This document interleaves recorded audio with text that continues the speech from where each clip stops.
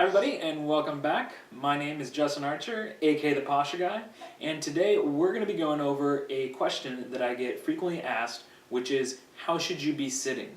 And obviously I get asked a lot because a lot of us nowadays, we have desk jobs, we're at the computer a lot, and we're just forced to sit for the majority of our day. And the best advice I can give anybody is that your best seated position is your next seated position. So you want to change it up often. If you can avoid sitting, if you can get a stand-up desk or something, that's even better. You can see I have my laptop here on a kind of a bar stool countertop stacked on top of some books.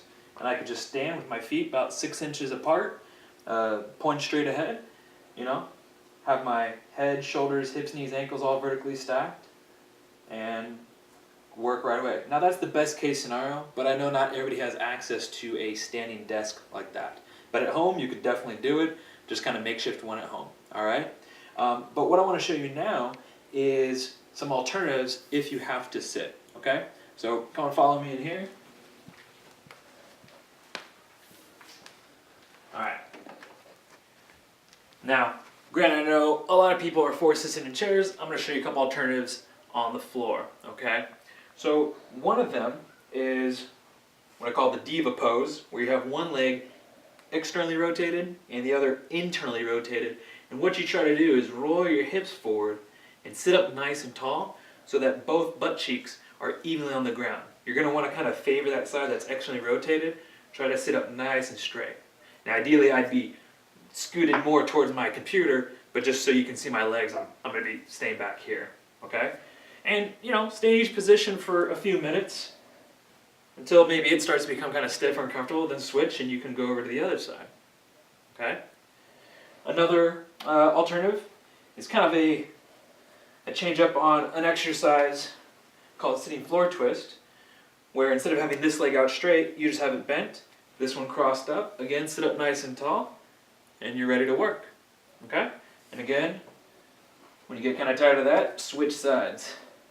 So again, a lot of people ask, Justin, is it bad to sit and cross my leg over my knee? And it's not, except a lot of people, they do the same side again and again and again without ever doing the other side, and that's where you get in trouble, okay? So sitting cross-legged, that's fine too.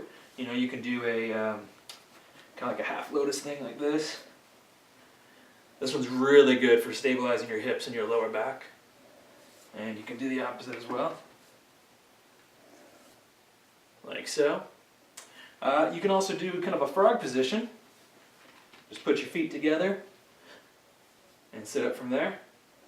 So again, all these are going to engage your hip muscles, your lower back, so they don't just become kind of lazy and weak and you start something like that, because that's when you really get in trouble, okay? A couple more, and this one's I'll actually scoot up towards, is you kind of want to put the bottom of one foot towards the inside of one knee. You can just have it straight out. Hopefully we can get that on film, you can see my leg. And then you can switch it up, like there. And again, there's no real time limit on these, it's just whatever feels comfortable. If you're here for 4 or 5 minutes and you're just kind of getting antsy, switch it up. You can also go both legs out and sit up nice and tall.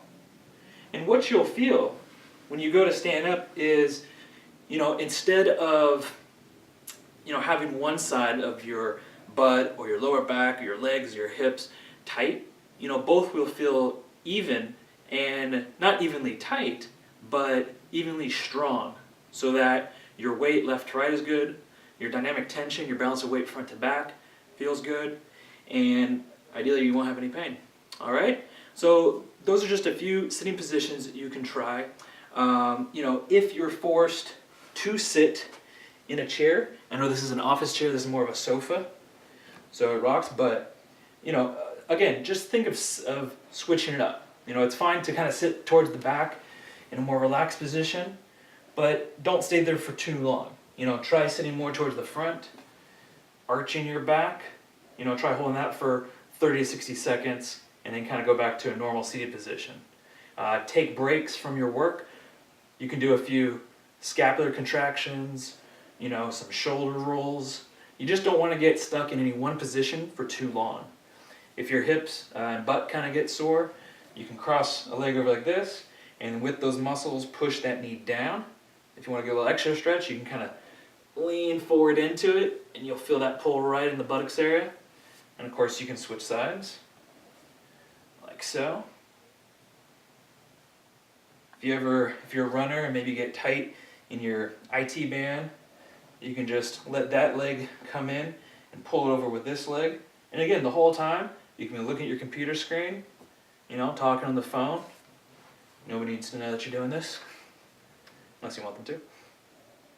So, and again, just play around with it, have fun. If you think of any new ones that I haven't showed you here that you like, by all means do it. Before we go, I want to show you one last one. It's called the couch stretch, or if you do against a wall, the wall quad stretch. This one's one of my favorites.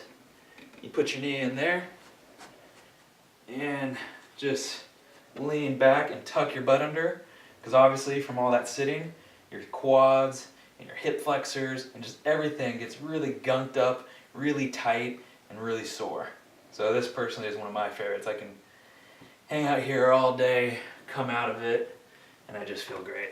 So anyways, thanks for taking time to watch this video. I look forward to seeing you inside my other videos, and have a great day, all right? Take care and keep moving.